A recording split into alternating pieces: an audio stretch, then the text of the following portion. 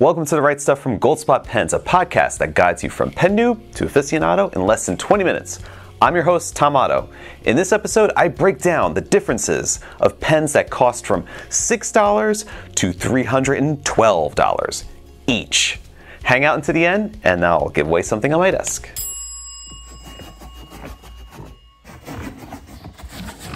Fountain pens, especially the ones that we talk about on our channel, are a luxury item. They can vary widely in costs, ranging from a few dollars to a few $1,000s a pen. Many who stand on the outside of the pen hobby might scoff at what we enthusiasts consider a good value for a fountain pen. For those just starting the journey, it can be confusing to see similar looking pens with such a discrepancy in price. So today we're going to answer Found on D Road's question, which reads, "Hi, why do fountain pens look like they are the same, but one costs $60 and one costs $400? As a newbie, it's a confusing issue when it comes to price. I have a $200 Pelikan and a $60 TWSBI. Both are awesome, so why the difference?" To compare apples to apples as closely as we can, I'm stripping away most of the bling that might influence our perception of a pen's worth. For this comparison, I've selected only demonstrator fountain pens in price points that range from $6 to $312, focusing on their function, performance, reliability, and price. Starting at the low end of the entry-level suggestions for refillable fountain pens is the Platinum Preppy, which is sold for $6 on the Goldspot Pens website. It's made of injection molded plastic that looks and feels pretty much like an office supply item and less like a fine writing instrument that you will see later in this list. Yet, it performs well with its stainless steel Japanese-made fountain pen nib. It's great for beginners, or if you'd like to dedicate this pen to an ink that could be particularly troublesome or tricky, like a Bay State Blue. It uses a Platinum proprietary ink cartridge, of which one comes with the pen. You could buy the optional converter to fill it with bottled ink, although the converter at $11 is almost double the cost of the pen itself.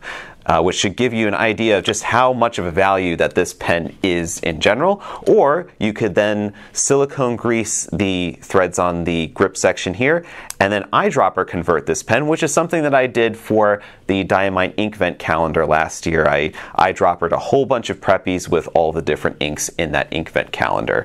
And it works out pretty well because you get to just write with that one full ink, and it has a decent sized capacity because you're using the entire barrel to fill up with ink. One of the neat functional aspects of the Platinum Preppy is the fact that it borrows some of the DNA from Platinum's more fine writing designs, which is the cap mechanism that's in here. It's a spring tensioned inner cap sleeve that keeps the tip of the fountain pen nice and fresh for you to write with, so it won't prematurely dry out, won't dry out between writing sessions, or if you just store it in a drawer for a while. So it does really feel like a good knockaround type of pen. The plastic on this doesn't necessarily feel as robust as other options on this. Like if I feel like if I put this in my back pocket and I sit on it, it probably will break on me. But I mean, overall, as a great entry point to the realm of fountain pens, or like I said, if you want to bring a to-go fountain pen with a particularly troublesome type of ink that you wouldn't want to put in a more expensive fountain pen, Platinum Preppy, you really can't get any better than this. Next, I have the Noodler's Creeper, which at $18.50 is one of the least expensive piston-filling, semi-flexible nib fountain pens on the market. However, there are trade-offs that one cannot ignore when it comes to looking at the Noodler's Creeper fountain pen. First, for people who are particularly sensitive in the olfactory sense, is the celluloid derivative material that makes up the body and cap of the pen, which emits one of the funkiest odors that I can't necessarily describe, but I want to say it's like something is rotten flesh. It does have a different look in terms of the way that this clear material looks like than any of the other pens on here. It kind of has a little bit of a warmish, yellowish sort of tinge. It doesn't look as clear as maybe the other options would be, and it has this smell that That's the reason why I don't have it so close to my face, because I could still smell it. It's very, very pungent and does not seem to go away, even with all the tips and tricks that one would employ to try to have something that has a smell, like a manufacturing smell, try to like let it just breathe. But these just tend to just always have that smell even years later. Even if you can get past the smell, the Creeper's steel nib requires a lot of pressure to flex the tines, and it tends to be quite finicky to make it work consistently. You may have to tinker around with the nib and heat set it possibly, or try to just figure out the alignment of it, and just to get the pen to work properly, it takes some effort. And in my experience with Noodler's pens, tinkering is needed more often than it's not with a brand new pen. Yet if you don't mind the smell, or you can get rid of it and you have the patience to fine-tune the nib, the Creeper is a stellar value at the price point. But for most people, I recommend less offensive pens. Next on our list, we have the Lamy Safari Vista at $29.60. And if you've ever stepped on a Lego brick barefoot, you know how durable the Lamy Safari is. It's made out of ABS plastic. The Safari has a sturdier feel in hand than the two pens that I just mentioned previously. Also, the U-shaped wire clip is strong and easily glides onto loops, pockets, and the like. The Safari uses either Lamy's proprietary ink cartridges or a compatible converter to fill with bottled ink. The grip has a molded, contoured shape that is helpful to maintain a tripod-like grip. The Safari's LZ50 stainless steel nib can be interchanged with a variety of replacement nibs available to purchase separately. It is possible to customize the writing experience or replace the nib should it accidentally get damaged. I know many pen enthusiasts were wondering, when is Tom going to mention TWSBI? This brand basically owns the affordable demonstrator pen market with the TWSBI Go, the Swipe, the Eco, and the Mini. But for $65, you could find a pen that has a premium feel and design in the Diamond 580 ALR. The 580 ALR is the model that's based on the design that put TWSBI on the map in the pen world. The Diamond refers to the faceted clear barrel that shines as you turn it in the light and lets ink slosh around. The piston filling mechanism can be disassembled for maintenance and deep cleaning. The ringed section that's up at the grip gives this pen additional grip and density, adding to the smooth feeling of the stainless steel nib. Next, we have the Opus 88 Demo at $120. And since we're supersizing our price level from the $65 TWSBI to the $120 Opus 88 Demo, we are also supercharging your ink capacity with this extra large, generously sized fountain pen. This stately cylindrical fountain pen uses an eyedropper fill mechanism to hold 2 milliliters worth of ink, and has a particularly squeaky construction, but it's to show you that it's very, very tightly made so that ink does not try to escape through any of the threads on this pen. You don't need to silicone grease or put any O-rings on it. It already has an O-ring up here at the grip section. But one thing to note is that this acrylic pen does feature a neat little shut-off valve that's common to all Opus 88 eyedropper fountain pens.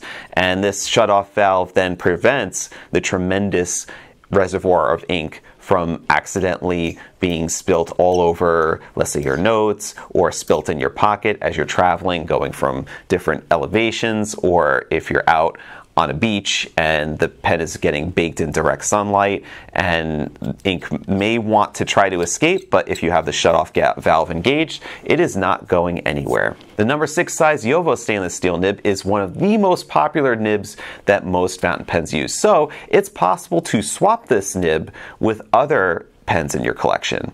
Also, there's an interesting hack where you can find on our YouTube channel that actually you could swap this nib out for a Pilot Parallel calligraphy nib. Now at $224, you might be saying to yourself as you look this Pelikan Classic M205 demonstrator fountain pen, is that, hey, I went from one size to another and took a little bit of a downsize, but yet I'm paying a lot more. So there's going to be a lot to be said here.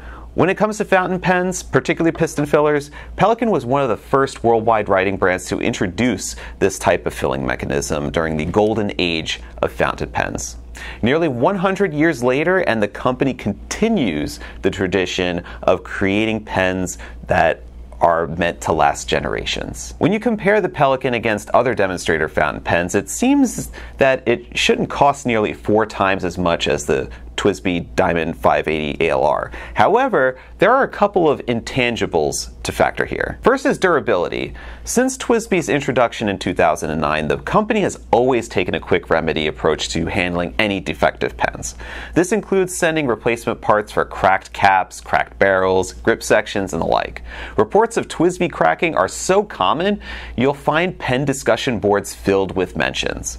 Pelikan made their first piston filling fountain pen back in 1929. Instead of only 15 years, they've had decades to improve their designs.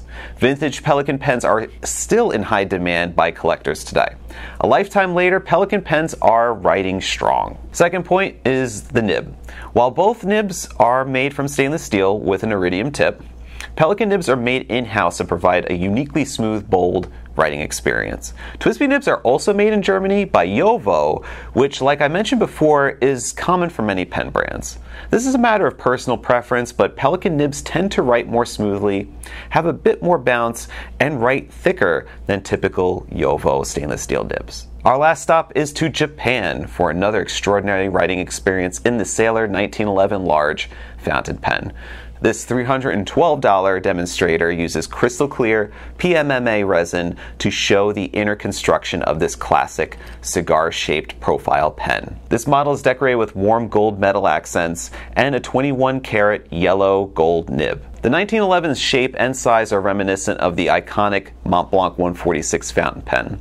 Instead of the broad and silky smooth writing experience of Montblanc's nib, Sailor's nibs earned their reputation for pencil-like feedback despite the gold content of the nib. If you haven't written with a Sailor nib before, it has a unique feel that you have to really write with in order to fully experience. Japanese nibs write a bit finer than their European counterparts, which means that a line on a Sailor broad nib would be closer more towards a JOWO medium. All else being equal, the pen design, the body materials, the size and the shape, the main difference that drives the price higher here is the gold nib. Gold costs about $83,000 per kilo versus the about $2 to $5 cost per kilo than stainless steel. And even with a modest amount of gold used on a fountain pen nib like the Sailor, it makes a huge difference in cost while impacting the writing ability in a significant way. As we browse pens from $6 to $312, we saw that while they seemed similar on the surface, taking a deeper look into the details of each pen revealed valuable insights that set themselves apart from the rest. While you're shopping and comparing various pens that may look similar, be sure to ask yourself these questions. What type of nib does this pen have? What type of material is it made of? How long has the pen brand been in business? What is the warranty? Should something go wrong with this pen? And last, how is the feedback on this pen in the pen community? Are there lots of posts that reveal common issues while writing with this pen? Armed with these insights and questions you can ask about your potential pen purchase, you can make a more informed decision about your next writing instrument. Congrats go to Found on D Road for being picked as the question of the week. You've won the Retro 51 Cotton Candy Carnival prototype rollerball pen I mentioned in the previous episode. Email me at tom@goldspot.com to claim your prize. For this week's giveaway, I'm offering an Opus 88 Mini Celestial Zodiac fountain pen prototype with a medium stainless steel nib. This is different than our regular production model, this one has a darker barrel, it does not have the lighter turquoisey barrel, and also has the printing on it slightly different too. So this is a one-of-one prototype model that you could win in this week's giveaway. To enter, you must be subscribed to the Goldspot Pens channel, like this video, and leave a comment with a question you'd like for me to answer in a future episode. If I answer the question of the week, you win. If you'd like to see me write with the pens mentioned in this week's episode, you can check out Goldspot Pens YouTube Shorts, Instagram Reels, and TikToks for writing samples.